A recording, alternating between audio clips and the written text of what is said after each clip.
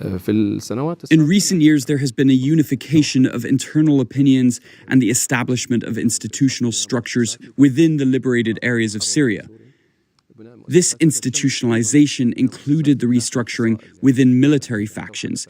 They entered unified training camps and developed a sense of discipline.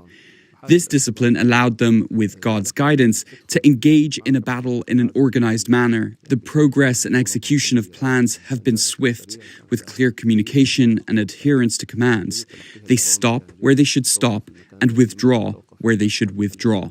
The revolution has transitioned from chaos and randomness to a state of order, both in civil and institutional matters and in military operations alike.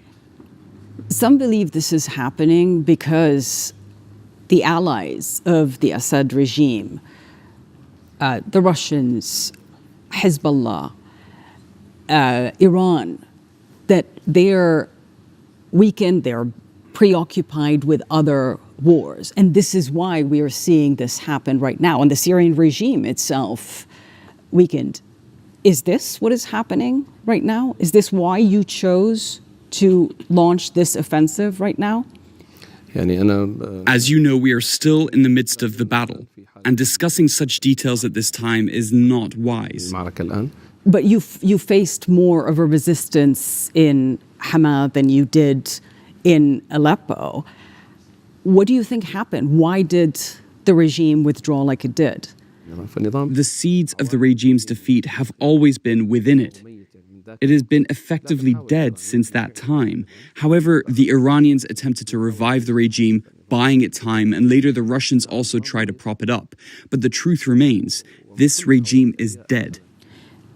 In the last year, it seemed like Bashar al-Assad survived the war. He was welcomed back into the Arab fold and on the world stage. The Arab countries' evaluation of the situation was mistaken. Some Arab countries try to separate the regime from Iran's project. This is impossible. Even if the regime wanted this, it can't implement it. It's a subservient relationship. Iran can disengage from the regime, but the regime can't. To describe the regime as victorious is deeply unjust to the many children, people, women subjected to rape in prisons, displaced individuals scattered across the world, those drowning in the seas, and those living in tents on the borders of other countries. What kind of victory are we talking about? In the past, you have talked about strict Islamic rule. Is that still the plan? People who fear Islamic governance either have seen incorrect implementations of it or do not understand it properly. We are talking about something that aligns with the traditions and nature of the region. The most important thing is to build institutions. We are not talking about rule by individuals or personal whims. It's about institutional governance. Syria deserves a governing system that is institutional, not one where a single ruler makes arbitrary decisions. Many Syrians are happy and will be happy to see the end of the Assad regime, but they're also worried about what HTS rule would mean, including minorities. No one has the right to erase another group. These sects have coexisted in this region for hundreds of years, and no one has the right to eliminate them. There must be a legal framework that protects and ensures the rights of all, not a system that serves only one sect, as Assad's regime has done. You know, listening to you speaking, you've gone through quite the transformation. Once an al-Qaeda leader, your group has had affiliations with al-Qaeda, with ISIS, and now you are projecting this image of a moderate leader and a moderate group. What is HTS right now? Hayat Tahrir al-Sham is one of the factions in the region, just like all the others. Now we're talking about a larger project. We're talking about building Syria. Hayat Tahrir al-Sham is merely one detail of this dialogue, and it may dissolve at any time. It's not an end in itself, but a means to perform a task confronting this regime. Once that task is complete, it will transition to a state of governance, institutions, and so on. I believe that everyone in life goes through phases and experiences, and these experiences naturally increase a person's awareness.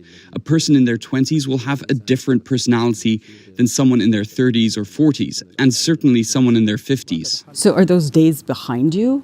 Sometimes it's essential to adjust to reality, and because someone who rigidly clings to certain ideas and principles without flexibility cannot effectively lead societies or navigate complex conflicts like the one happening in Syria.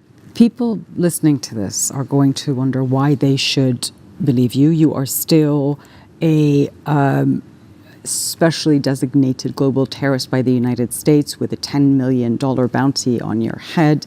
Your group is a prescribed terrorist organization by the United States, by the UN, by the EU, and others. I say to people, don't judge by words, but by actions.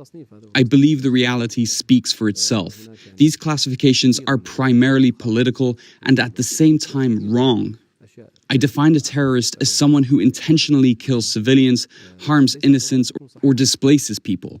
If we're being honest, many of the wars waged by major powers in Arab, Muslim, and even non-Muslim countries have involved the deliberate killing of thousands, the destruction of homes, and the displacement of millions. Even the regime itself is guilty of such actions. But the US and others would say is that you were parts of groups that did exactly that.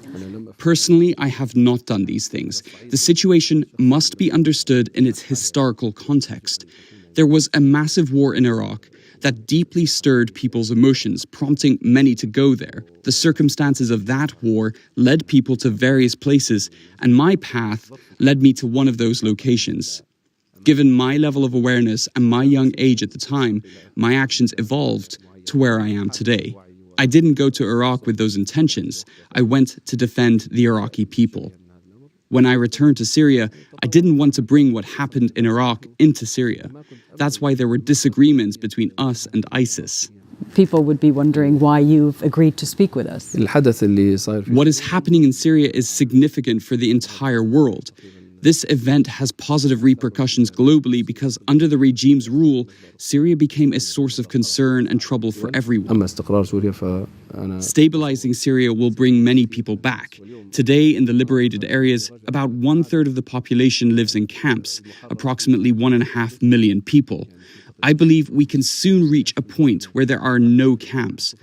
With the rehabilitation of the liberated areas, people will return to their homes. Many refugees in Turkey will likely return, as will a significant number of refugees in Lebanon and Jordan. Even refugees in Europe may return to rebuild their country.